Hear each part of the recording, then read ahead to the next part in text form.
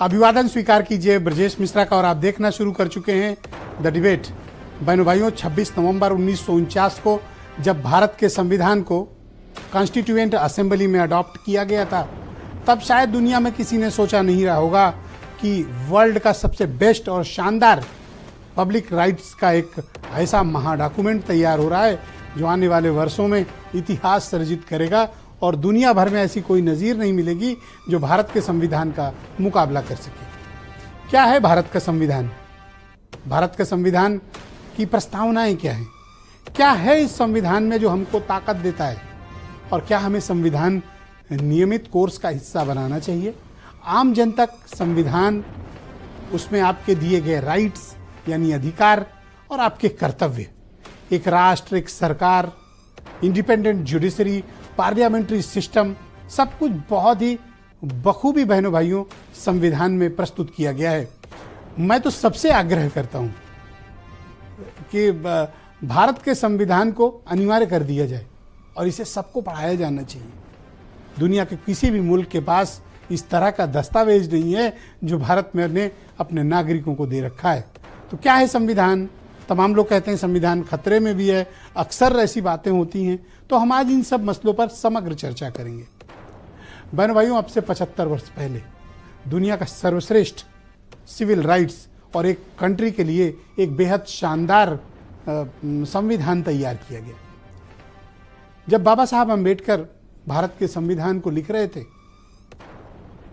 उस वक्त उनके समक्ष दुनिया में 2-3 ही उदाहरण थे कि संविधान क्या होता है, एक देश क्या होता है, डेमोक्रेसी क्या होती है, सेकुलरिज्म क्या होता है, नागरिक के अधिकार क्या होते हैं, सरकारों के अधिकार क्या होते हैं, जुडिशरी कैसे काम करती है, पार्लियामेंट्री डेमोक्रेसी कैसे फंक्शन करती है।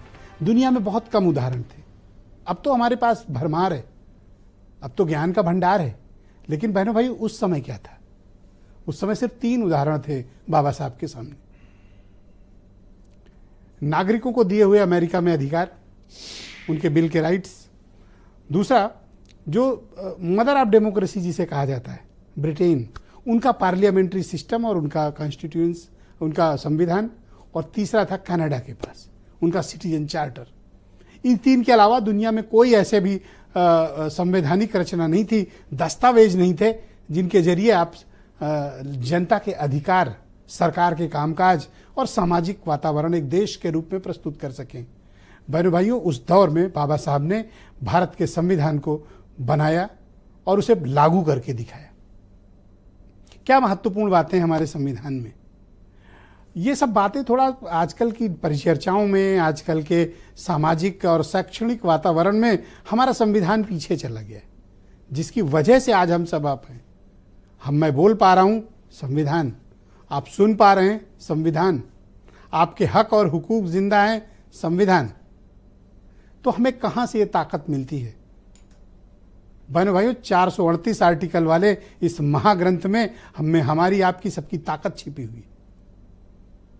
इसकी प्रस्तावना से लेकर इसमें आपको जो अधिकार हासिल हैं और आपके जो कर्तव्य हैं, उनकी पूरी डिफिनीशन है कि भारत एक संप्रभु राष्ट्र है, भारत एक सेकुलर राष्ट्र है, भारत एक समाजवादी राष्ट्र है, भारत एक डेमोक्रेटिक राष्ट्र है, भारत एक रिपब्लिक है।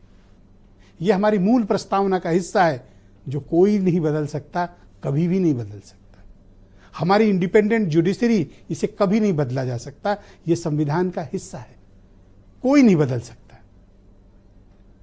जिस प्रकार का संविधान की रचना है, पार्लियामेंट्री डेमोक्रेसी है जिसमें 2 तरह की सरकारें चलती हैं, यूनियन गवर्नमेंट, स्टेट गवर्नमेंट। यह अख्तियार हमको संविधान से मिला हुआ है। बहनों भाइयों, लेकिन इन दिनों आपने देखा होगा, यह प्रस्तावना मैंने इसलिए बताई ताकि आपको इसके बारे में एक आइडिया रहे। जो हमारे फंडामेंटल राइट्स हैं वो भी आर्टिकल 12 से 35 तक हमारे आपके बीच है, और उसके बाद हमारी ड्यूटीज भी हैं। ऐसा नहीं कि सिर्फ अधिकारी हम एक नागरिक के तौर पर अर्जित कर रहे हैं, हमें अपने कर्तव्यों का भी बोध होना चाहिए। संविधान के कर्तव्यों का एक एक बोध हमें होना चाहिए और सबको पढ़ना चाहिए। संविधान क्या है, उससे क्या हमें मिलता है। बहन भाइयों, इस समय लंबे वक्त से एक चर्चा चल रही है, संविधान खतरे में।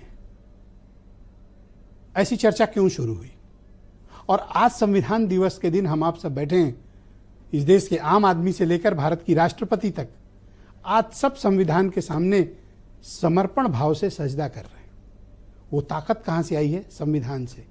ये देश किसी व्यक्ति से, किसी धर्म से, किसी प्रभाव से और किसी विचार से नहीं चलता है। ये देश भारत के संविधान से चलता है। तो फिर ये खतरे की बात संविधान पर कहां आई है और क्यों इस तरह की चर्चाएं हो रही हैं? इनके पीछे के कारण क्या हैं?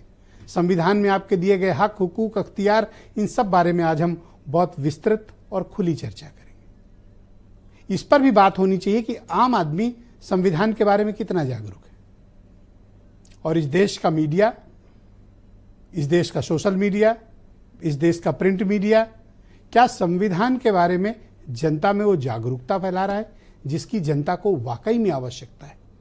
शहर में बहुत पढ़े लिखे लोग हैं, उनके पास रिसोर्सेज हैं, उन्हें पता चल जाता है, पता चल सकता है, मालूम भी कर सकते हैं।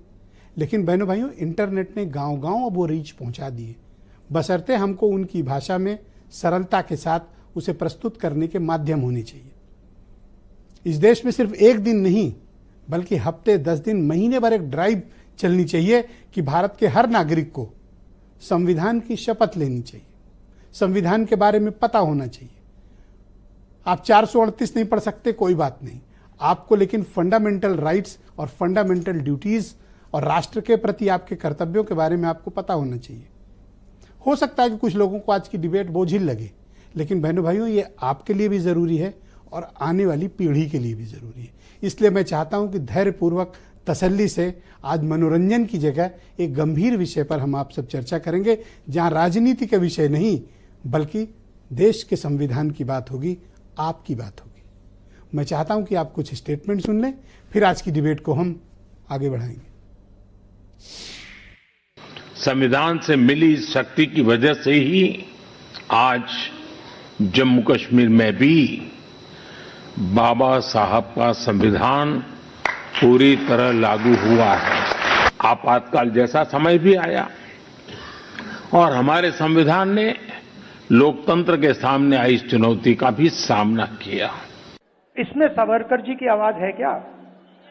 इसमें कहीं लिखा है कि किसी व्यक्ति को मारना चाहिए, डराना चाहिए, काटना चाहिए? झूठ का प्रयोग कर कर सरकार चलानी चाहिए? मुझे दिखा दो कहां लिखा है। तो ये सत्य और अहिंसा की किताब। भारत का संविधान भारत के नागरिकों को संरक्षण भी प्रदान करता है। जिन लोगों ने भारत के संविधान का गला घोटने का काम किया था, जनता ने उनको भी सबक सिखाने में कोई कोताही नहीं बरती है। सच्चा उत्सव तभी है जब संविधान के रास्ते पर चलें। हम वो समाजवादी लोग नहीं जो संविधान को कोरा कागज समझते हों। भारतीय जनता पार्टी के वो लोग हैं जो मन विधान से चलना चाहते हैं, संविधान से नहीं। हम उत्सव तब नहीं मना सकते हैं जब उत्तर प्रदेश में वोट लूटा गया हो। तो बहनों भाइयों, आज की परिचर्चा को आगे बढ़ाएंगे। अनिला सिंह उत्तर प्रदेश में भारतीय जनता पार्टी की प्रवक्ता हैं और पॉलिटिकल साइंस के बहुत ही जाने माने प्रोफेसर डॉक्टर पंकज कुमार जी हमारे साथ प्रयागराज से इस बड़ी परिचर्चा में शिरकत कर रहे हैं। उदयवीर सिंह जी समाजवादी पार्टी से हैं, सुरेंद्र राजपूत जी उत्तर प्रदेश में कांग्रेस से प्रवक्ता हैं और फॉर्मर जस्टिस और संविधान के मामलों के बड़े एक्सपर्ट सीबी पांडे साहब को भी आज हमने परिचर्चा में आमंत्रित किया है। और वीरेंद्र सिंह जी हमारे स्टेटेड, आप सभी का शुक्रिया और धन्यवाद इस कार्यक्रम में मेरे साथ